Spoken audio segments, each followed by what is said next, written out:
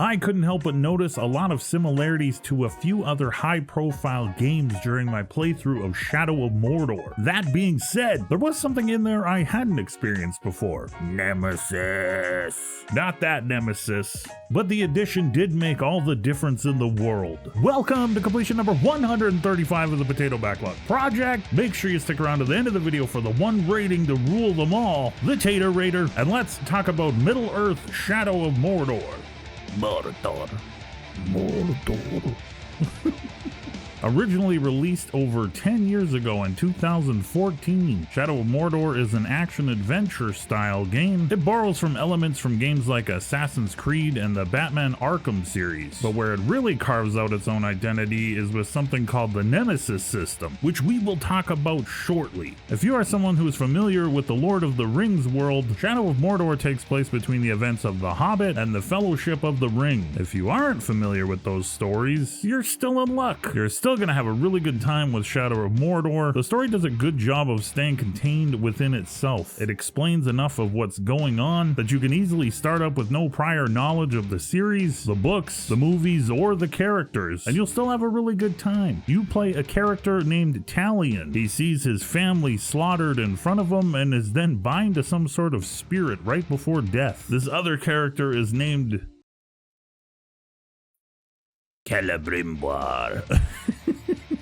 I can't say their names seriously, they're weird. But he grants Talion with some awesome new abilities and promises him revenge for the death of his wife and son. That's the high level, no spoilers startup version. Play the game to find out more because you should, because it's fun. I loved the combination of the Wraith-like character with the human Talion character. It created an interesting dynamic to follow throughout the game, but they also worked the idea into how you level up and the different abilities you could upgrade and use. The game has two ability skill trees. Essentially, it's one for the Wraith-like abilities and one for your physical fighting abilities. There was a real feeling of powering up when you acquired new abilities. They all felt meaningful and added something useful to the experience. One of my favorites was the ability to pin orcs down in place with your bow and arrow. So you just run up and finish them or interrogate them or stand and laugh at them as all their friends run away. The core fighting game mechanics of Shadow of Mordor are based on a combo skill chain system. Once you land enough successful hits, you open up new offensive options, finishing moves, blinding ground pounds, explosive sword fire energy stuff. You'll also unlock the ability to immediately brand orcs instead of just killing them, which will essentially just make them good guys that end up fighting for you. There's a key concept to the story and to the gameplay later on, like mid-game. Defensive options are also well-versed and well-rounded. The game starts you off easy, with mostly just needing to hit one button to parry attacks. These attacks are telegraphed with a generous visual cue and ample time to react. As the battles heat up and the orcs get harder, the game also makes newer abilities available to unlock. Things like running smash for shielded orcs, jump over stuns to reposition, and quick dagger throws, just to name a few. I found it important to level those up as early as possible for myself, but that might be just because I like to take on as many orcs as possible every time I would find orcs. It was just to see if I could do it, and this ended up being a blessing and a curse because of the Nemesis system. No, not that Nemesis.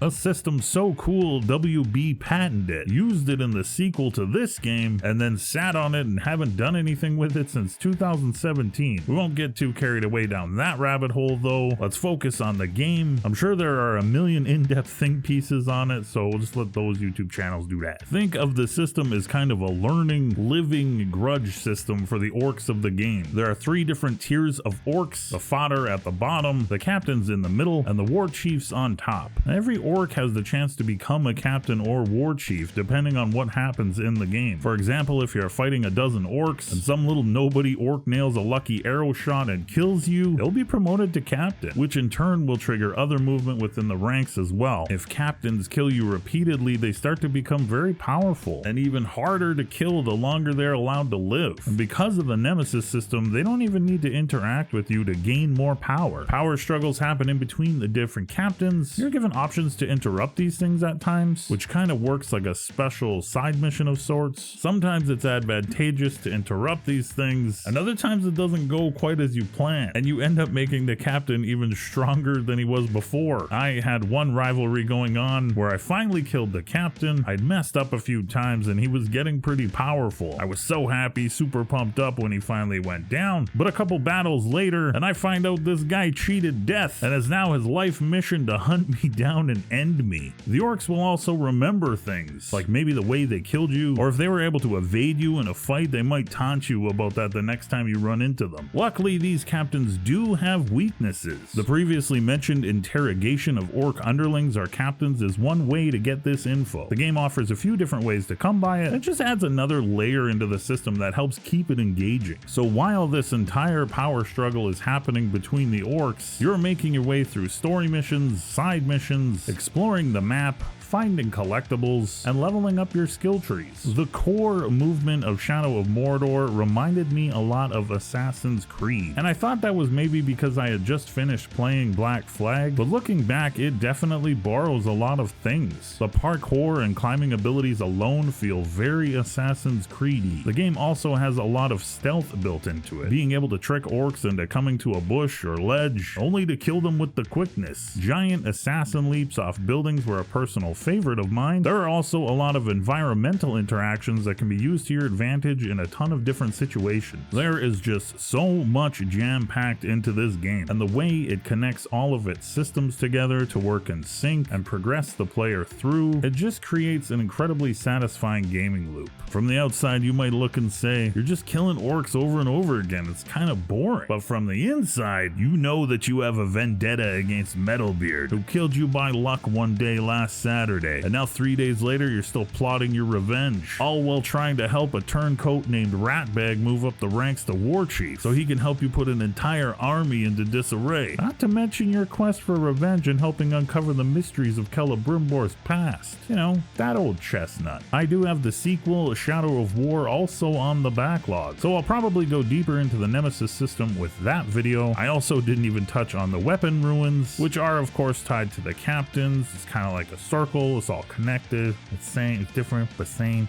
but different. Just know that we are being robbed of WB by that patent. You shouldn't be able to patent gameplay mechanics. It stymies growth and innovation within video games. Imagine Nintendo patenting jumping on bad guys' heads to hurt them. Just silly. Although I assume they probably did try. The easiest 5 happy potato faces out of 5. The only real downside to the game were the last 2 boss encounters. I won't bum you out with the details of those because overall the game experience was incredibly fun. With that, the Backlog project rolls on. Be kind to yourselves and others that deserve it. On to the next one. Mordor. Celebrimbor's. The Lady Galadriel. Galadriel. Samwise Gamgee. Frodo Elendil.